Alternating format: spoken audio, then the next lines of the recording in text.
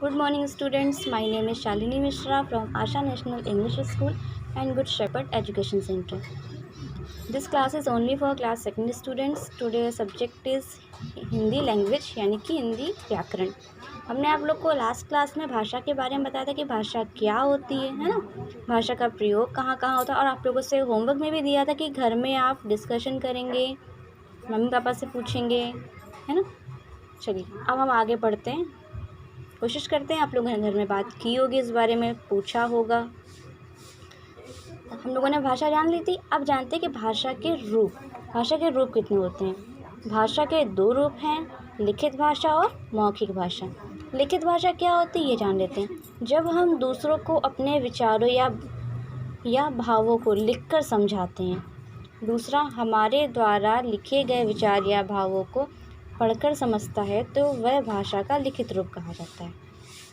जैसे हमें कुछ कहना होता है तो हम लोग जो ओरली बोलते हैं, जैसे अभी हम पढ़ा रहे हैं, तो ये लिखित भाषा में तो आता नहीं है।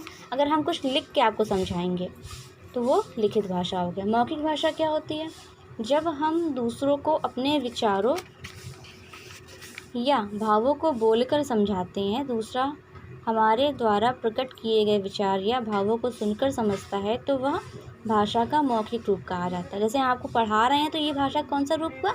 ये भाषा का मौखिक रूप हुआ। और आप लोग उसे लिख रहे हैं तो वो भाषा का लिखित रूप हुआ। ठीक है। विशेष क्या है? लिखित तथा मौखिक भाषा के अतिरिक्त सांकेतिक भाषा का भी प्रयोग अपनी बात को समझाने के लिए किया जाता है, किंतु व्याकरण में इसका कोई महत्व नहीं है। सांकेतिक भाषा क्या मतलब होती है कि जैसे कि हम लोग लिखित भाषा हम लोग लिख के बात समझाते हैं, अपनी मौखिक भाषा में बोल के समझाते हैं, और सांकेतिक भाषा में एक इशारे करके समझाएं, तो उसका व्याकरण में इशारे करके जो हम लोग अपनी बात को दूसरे तक समझाते हैं वो सांकेतिक भाषा होती है। लेकिन व्याकरण में इसका कोई भी महत्व नहीं है। जीव जंतुओं की बोलियाँ। हमारी भांति सभी जीव जंतु आपस में अपनी भाषा में बात करते हैं। जैसे मेढक कैसे बोलता है? टर टर बोलता है। सांप फू फू करके बोलता है। कुत्ता भौं भौं, बकरी मैं, कौवा काँव काँव और चिड़िया ची ची। तो ये सब की भाषाएं हैं।